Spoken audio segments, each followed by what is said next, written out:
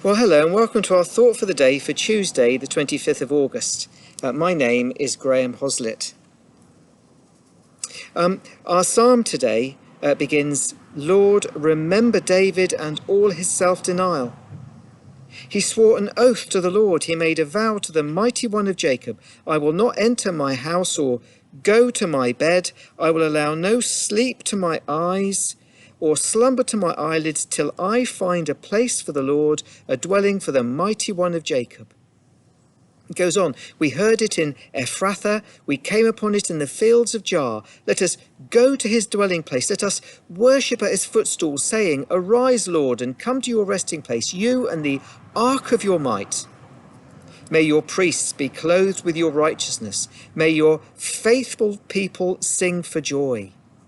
For the sake of your servant David, do not reject your anointed one." The Lord swore an oath to David, a sure oath he will not revoke. "One of your own descendants I will place on your throne. If your sons keep my covenant and the statutes I teach them, then their sons shall sit on your throne forever." And then our psalm for today, Psalm 132 says, "For the Lord has chosen Zion, he has desired it for his dwelling, saying, This is my resting place for ever and ever. Here I will sit enthroned, for I have desired it. I will bless her with abundant provisions. Her poor I will satisfy with food. I will clothe her priests with salvation, and her faithful people shall ever sing for joy. Here I will make a horn grow for David, and set up a lamp for my anointed one. I will clothe his enemies with shame, but his head shall be adorned with a radiant crown."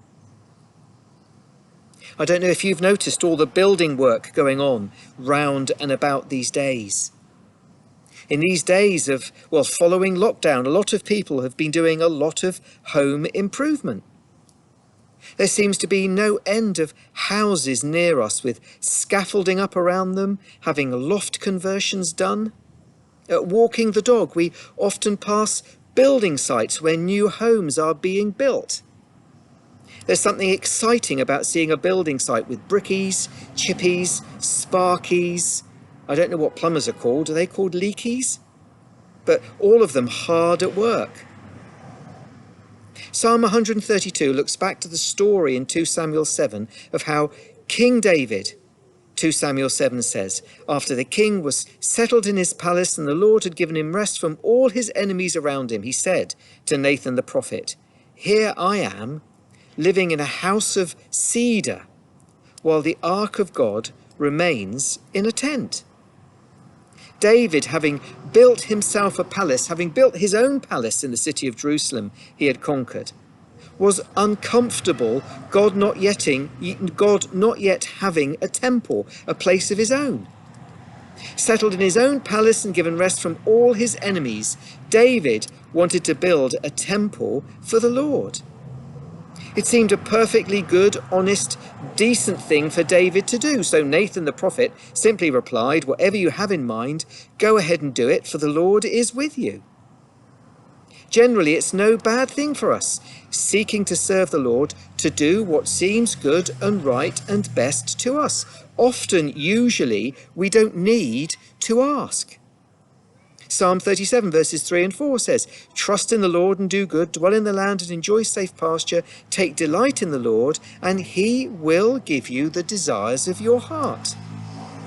If we trust in him and if we're doing good, if we trust in him and if we are doing good, then we don't have to keep asking whether this is the will of the Lord or that is the will of the Lord.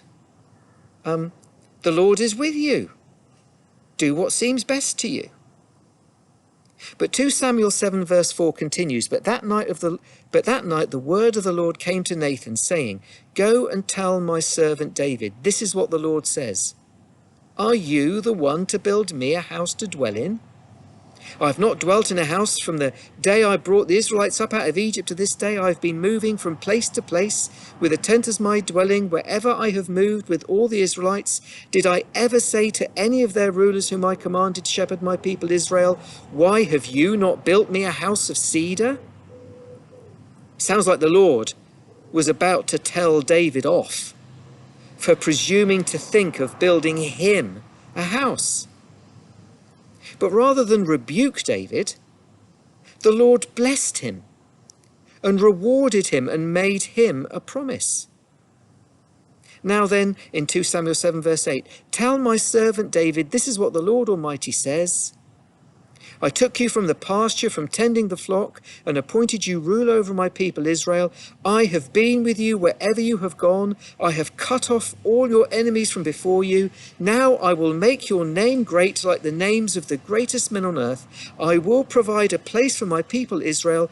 I will plant them so they can have a home of their own and no longer be disturbed. The Lord declares to you that the Lord himself will establish a house for you. When your days are over and you rest with your ancestors, I will raise up your offspring to succeed you, your own flesh and blood, and I will establish his kingdom forever. I will be his father, and he shall be my son.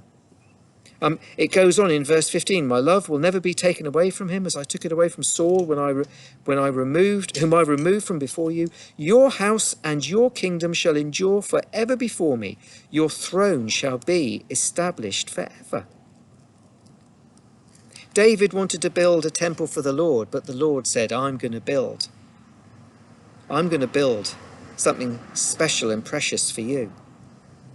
Psalm 132 looks back to that promise and remembers it, how Solomon, David's son, did indeed build the temple his father David had dreamed of building. But Psalm 132 not only remembers that promise, it also develops and deepens it.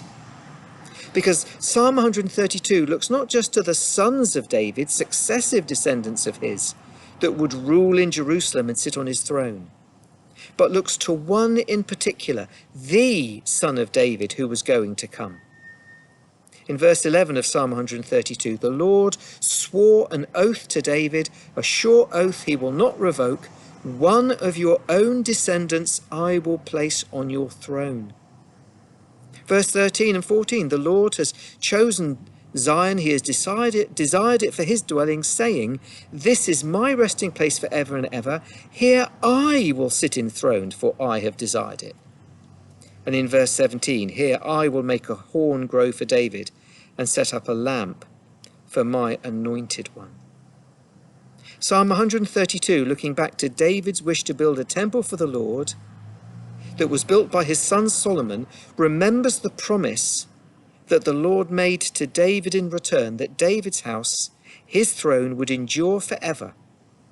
And Psalm 132 suggests that a son of David coming would be the son of David.